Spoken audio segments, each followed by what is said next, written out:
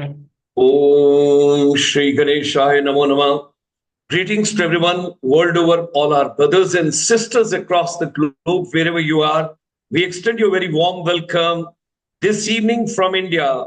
Of course, it may be early morning in Canada, United States. It may be a post lunch in European countries. But at the same time, it's a beautiful, scintillating evening when we talk about our beautiful Bharat. Today, we have got one of the legends of Indian tourism who has dedicated his entire life for adventure tourism. You think about adventure tourism, whether you look towards the greenery, the green ecotourism, nature tourism, wildlife tourism, adventure tourism, ecotourism, anything I think of soft adventure, hard adventure, mountaineering, trekking, water sports, aero sports, winter sports, anything you can think of. And the founder, basically, of course, he is the founder of the Shikhar group of companies also. But ladies and gentlemen, he is a pioneer to set up India's Adventure Tour Operators Association as well, bringing everybody in the common fold. When we talk about adventure, I think everybody is young, vibrant, energetic, and that's why I'm also putting on t-shirt today because I want to feel I'm going for adventure sports. So, ladies and gentlemen, while extending a warm welcome to Captain Swadesh Kumarji, the legend of our Indian tourism industry, for adventure, we are taking the journey. I'm going to request to him, we will be moving in the direction. Let me share a couple of slides quickly with you so that we all are on a common frequency and we understand what I'm talking about and we all move with the same page so that people, those are joining us today, they should know what have we covered so much so far and where are we heading. Let me just quickly go for a minute. Yesterday, we had, Mr. Vikram Kukreja, the founder TBS Circle. And before that, this entire series was launched by Dr. Subhash Goelji. When we talk about Indian tourism, ladies and gentlemen, policy, planning, procedure, marketing, packaging, SWOT analysis, economic impact, cultural impact, environmental impact, and ultimately our vision is there should be an economic benefit to India. But at the same time, when we look at our youth, we need employment, self-employment, entrepreneurship, startup. Everything has to seep into as far as tourism is concerned. When we move towards India 2047, how India would be in 2047, how technology is going to play a very important role.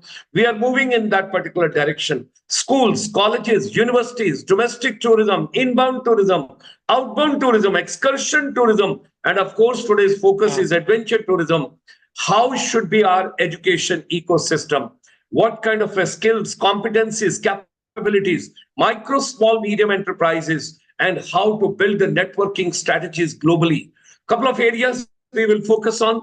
We will also be talking about, and with the various association heads, whether hospitality or tourism or airlines or related industry, because tourism cuts across almost all sectors. A lot of non-resident Indians, our brothers and sisters, will also come. And at the same time, global technocrats will also come. We'll have some case study discussions and some lifetime experiences. And finally, we'll come out with the blueprint when we talk about tourism. It comprises everything. Dekho apna desh also. Here is the legend of Indian tourism. When you think about God's own country, when you talk about incredible India, he was the CEO with the Niti Aayog and thereafter given responsibility G20 Sherpa. And all the times he talks is tourism, tourism, tourism, which can do wonders on this particular planet. So, ladies and gentlemen, our body has got 108 energy pathways. And when we look at any kind of weaving in of the Rudraksh or Mala or something of that kind, we say the full effect of everything comes when you repeat something 108 times. So yoga, meditation, spiritual path, all that when we take into consideration, we are going to touching 108 episodes with the legend. With these words, join me in extending a very warm welcome, hearty welcome, right from the bottom of my heart, Captain Swadesh Kumarji, the legend of the Indian tourism industry. And here he is rubaru with all of us. Hearty welcome, Captain Swadesh Kumarji. Let's give the present scenario and then we will move on. How is the present status of the adventure tourism in our country? Great. First of all, I must tell you, in the year 2047, that's the vision you're talking about it, I'll be 100 years old. Ah, I just want to share with you. so you're born with India's independence. I was born 4 days after Indian independence, 1947, 19th August. So when you talk about 2047, I was so proud. I hope I'm still kicking and doing something great for adventure tourism in this country. God knows what is in store. Well, friends, ladies and gentlemen, Dr. Gulshan Sharma, and all those who are listening, it is a beautiful journey out of adventure tourism in this country. I want to share with you, to start with, there was no world called adventure tourism in, say, 40, 45 years ago. It was only adventure sports. When I started climbing mountains, trekking in Himalayas, or whatever we used to do, it was purely adventure sports. In the 70s, and later on, in the early 80s, things changed. And we talk of adventure tourism. It was a new subject came in the picture. Tourism, it was a part of the main tourism verticals.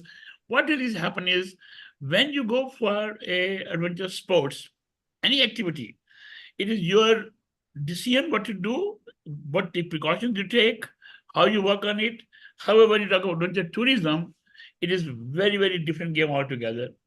It's a responsibility of the operator who looks after you as a tourism fraternity, safety, equipment, food, almost everything. It is important for us so that the whole thing is taken as an absolutely good product itself.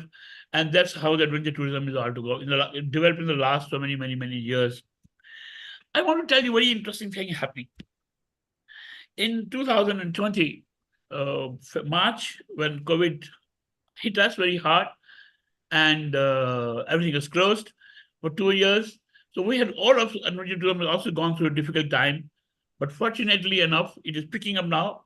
Life is getting far better and things are getting far better.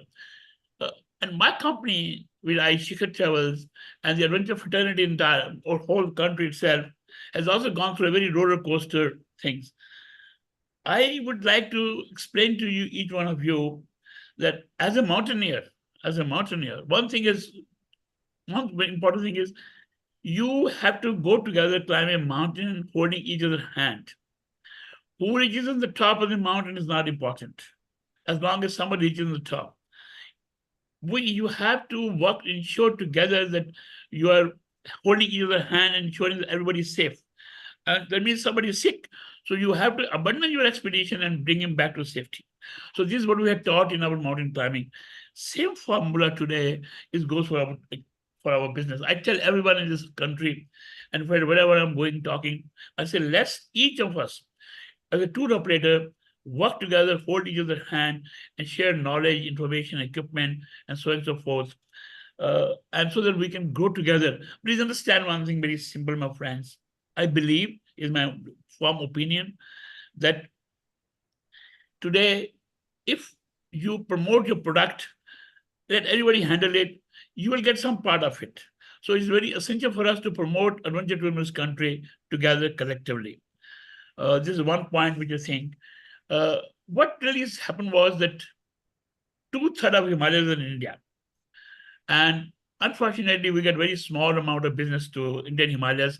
But if we have in this country to promote adventure tourism, in my firm opinion, personal opinion, then we have to focus on Himalayas, Indian Himalayas. May this be climbing expedition, maybe hiking, trekking, rafting, or bicycling, or whatever you call it. We have to focus on Himalayas. Himalayas is our biggest asset. And I have been telling the government, I have been telling each one of us that we have to focus on Himalayas. I tell you, it is nature, natural phenomena. People get younger, much better. And second important thing is that you are giving employment opportunities to youngsters in these areas. Please understand, in plains of India, wherever you are, a coastal area, you can make industry, but there's no industry in the mountains.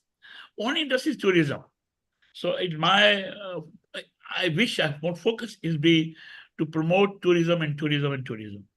Now, fortunately, my friends, uh, current scenario is very clear that which is what I have to tell, and that is that there's so much disruption taking place.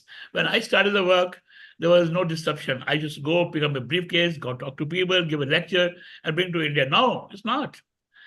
Google is very, very important segment of information in on the computer. Information is so much that every information available on the computer. But remember, if you're in the tourism field, it is not a cut and paste story.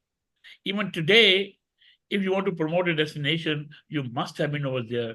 There is no way you can promote any destination without being there. This is my firm opinion. And in case you ever cut and paste and promote a product, you will never succeed. And adventure tourism is some product you cannot play. You cannot refund time, you cannot refund life. You have to be very, very careful. So in my opinion, the first step is that even though technology has come, it is you have got information on the computer, people are selling trips on a very cheap rate, but my friends, actually it is dangerous. It is important that you must learn the product, understand the product, and sell it.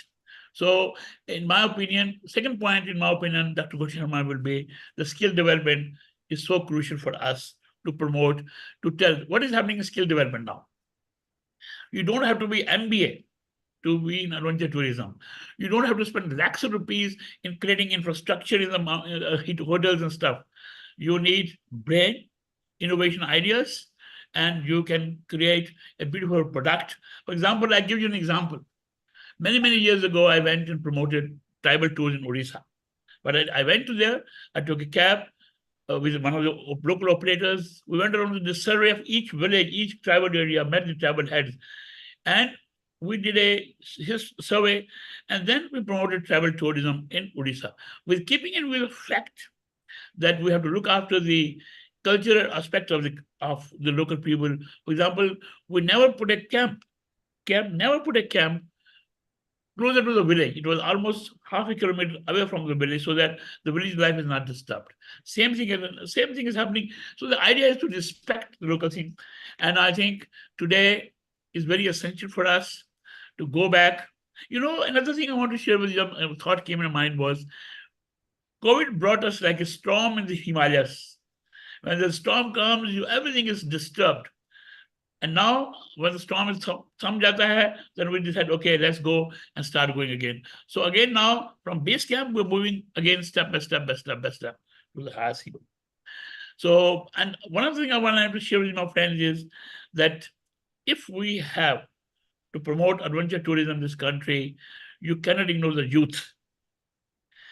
Each school, I went to Nagaland as a consultant with the United Nations, and I went and told each school needs to visit next district. Unfortunately, even youngsters are not even going to the next district. We'll talk of going to other states. So my advice to all the schools would be, make it compulsory for people to visit, make it compulsory to visit other areas. Forget about adventure, even cultural tourism, they should go. But coming to adventure tourism, I think my opinion would be that we should promote through schools. Make every school or college has an adventure club, tourism club, where we can take advantage of us as the industry. There's so many travel agents in the world, more than 16,000 travel agents, adventure tour operators in this country, more than 16,000. And if each state government can say, okay, come and help us, we in the industry will be very happy to help the government in the schools and give lectures and talk and things like this, do it. In fact, to be honest with you, in 1969, I went to the mountains for the first time with the help of Delhi Mountaineering Association and help of the central government. They give us 50% of the cost to do a trek. So similar kind of thing can be done for schools and colleges, Dr. Sharma. So these are some of the things that I shared with you. We need to promote. And last one.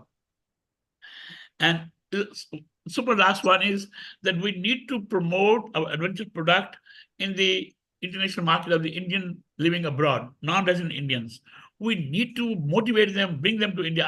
My company is focusing entire energy on NRIs now, because I feel that they are ready to come to India. We must bring them to India and show them our culture, things. Third generation, which has never been to India, they need to be.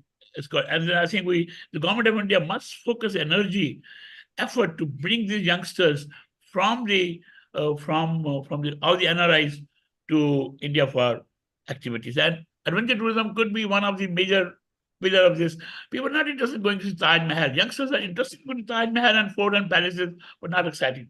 They need to go to nature. And nature means Himalayas, river, sea coast, coastal areas, and stuff like this. Wonderful, wonderful. What a beautiful insight, what you have given. What a context you have set it for us. Now, there are two, three things, Captain Swadesh Kumarji, which emerges over here. There is a Amarkantak University. It is about 4 hours drive from Jabalpur. Amarkantak, where the Narmada river originates and it flows, the water. Now, there's a beautiful university campus. It's a very big university. I had gone there personally. I personally feel when you're talking about tribal tourism, because this university is dedicated for tribal ventures. Honorable Vice Chancellor is very, very dynamic. I would request you, I would like to put you across with the authorities over there, with the Vice Chancellor. Why not we should have some research related to tribal tourism with a focused kind of area. And then at the same time, you made a mention about northeast part of India. You talked about Nagaland, where you were the advisor to the government. Yes. There's a lady who has joined us from Manipur today. She has started 5 years back her, the tourism venture. Recently, she was in President House in Delhi, and she explained about entire Northeast to the First Lady of the country, India, the Honorable President of India. And she sent across a couple of photographs before this program. I would like to put across to her also, in touch with your organization, because Northeast is another area where children are bubbling with the energy, and a lot can be done with regard to adventure tourism. Now comes the question, let's take it. The other day with Subhash Goyalji, Dr. Subhash Goyalji, I took up a point why domestic tourism should not be integral part of our books, textbooks, and everything, because tourism cuts across everything: geography, history, civic, social norms, culture, cuisine, dances, music, everything. How would you like to bring in adventure component in school education? I must tell you, you have no choice but to accept it's going to happen, whether you like it or you don't like it. It's as simple as this. For example, in the last 4 months, I got a request from different schools around my connections. Everybody wants a trekking holiday. Nobody's asking for me to go to Corbett National Park or Amritsar or ABC places. Everybody wants activity holidays. For example, a trek to the Himalayas, they want to trek to Nepal, they want to go to Kilimanjaro, somebody wants to go, or Everest Base Camp trek, or Jara Bugyal trek, or Trasamasa Lake, or Markabari trek. All these requests are from schools. So that you can't ignore, because I think it is very essential for us. You cannot ignore it, and you must not ignore it. That's what I said. Each school must have an adventure club. And these youngsters must be motivated to join and promote, and they should be given. And it's not a rocket science. It's very simple. You don't have to go 10 days of holiday. Let's do one example. Even in Delhi, for example, I'll give you an example. You do a trek to Aravallis. It's simple as simple. Maroli to somewhere up in the Aravalli Hills. You can go and for 1 day to walk. Why not? Same as you can go to the foothills of Himalayas, near Mussoorie, drive for 4 hours, and then you go into the foothills. So as a question, there's a will, there's a way. In my suggestion, I agree with you that we need to promote adventure tourism among youngsters, starting from school itself, starting from even third standard, fourth standard, fifth standard. Wonderful. This is what I'm saying. Excellent, excellent. Now, sir, coming on to this situation, how do you look at when we are talking about policy, when we are talking about planning, when we are talking about marketing, is the public private partnership which has to emerge very strong in the coming times. How do you look at it? How Indian tourism would be contributing to the nation when you will be celebrating your 100 years and India's independence also will be celebrating 100 years? Is a very tough question to ask. I tell you why. The current scenario in this country is focusing on domestic tourism. That is a fact of life. You see, all the government policies are domestic tourism, and they're pushing very hard. But what is suffering is the inbound tourism. It's suffering a lot. In our opinion, you cannot ignore this inbound tourism, because inbound tourism brings some standards we all have to follow. For example, when you bring a international client, customer, you cannot take it easily. You cannot take it lightly. You have to ensure that he has a proper guide, proper equipment, proper stuff like this. And that is the basic standard for our domestic clients. So my suggestion to the government would be, please do not ignore the inbound business. It's very essential for us. So therefore, you need to keep on spending, if not more, equal amount of energy in promoting the inbound business. And we have been promoting in the past, and it must be promoted, and take advantage of the associations who are very keen to help. So, and I believe the big challenge today is that the domestic market is going out of India. Is a huge challenge for us, all of us. And I think I, as a professional tour operator, have also gone swimming with the current, and I'm also selling outbound, for example, 7 summits to peak to highest mountain in Russia, that is Europe, and highest mountain in USA and continent, stuff like this. So I think you can't stop that. It is going to happen to that. So this is a new emerging trend. And I want to tell you, Gulshan Sahab, another very interesting thing, that there was a time when we used to work B2B, always B2B, B2B. But now with the trend coming in, with the computer coming in, virtual things, it's become B2C. How can you stop the people going from India to Kilimanjaro without travel agent? From USA, people are coming to me for climbing known without any travel agent. They come contact me directly.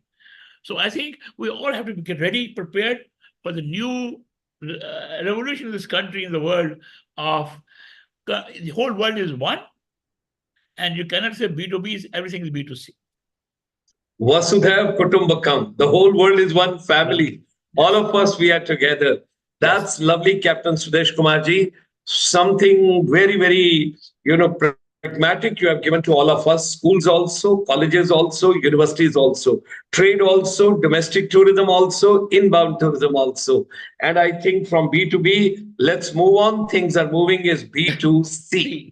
That is also something amazing.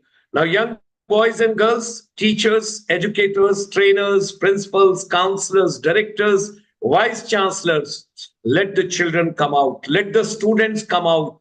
Let them move out. Let them do their internship related to new term he has given. And I'm very happy he is not calling it adventure tourism. He says activity holidays. I noted that term you gave very nicely.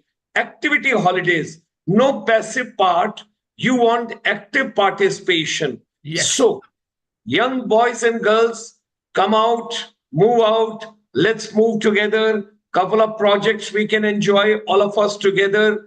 And we would take help of Captain Swadesh Kumarji. We would seek his advice, how to go by, which way to go by. At present, I am also in one of the central university. From here, I am going to another university. Wherever I move, people are watching your program right over there. And my brothers and sisters across the globe, 32 million people having gone abroad. Even if you bring 5 tourists with you, each one of you, imagine what would be the scenario of India. Yes. Thank you, sir. Thank you. Final saying of yours, and we close this session. Final word is yours. Final word is yours. I will say very important. Don't be afraid of taking risk. Jump into the sea, swim. I'm giving this message to the youngsters. Just don't worry. Whatever you feel, your heart says, do it. And adventure teaches me one lesson: respect the nature. Thank you, sir. Thank you very much. Very kind of you. We are so grateful to Captain Swadesh Kumarji for having come today and having been with us. To all my viewers world over, I would like to make a request. Tomorrow, I will not be having any session because I'll be in transit, I'll be traveling, and at 9 p.m., I'll be somewhere in the movement. So tomorrow, I'll not be holding any session. But certainly, we are going to meet day after tomorrow. That's on 14th. And I will bring another legend of the industry. I'm so grateful to you, Captain Swadesh Kumarji. Pleasure. Long life, healthy life, wellness life, and tourism life. All of us together, we will celebrate your 100 years. Happy birthday together with India's 100-year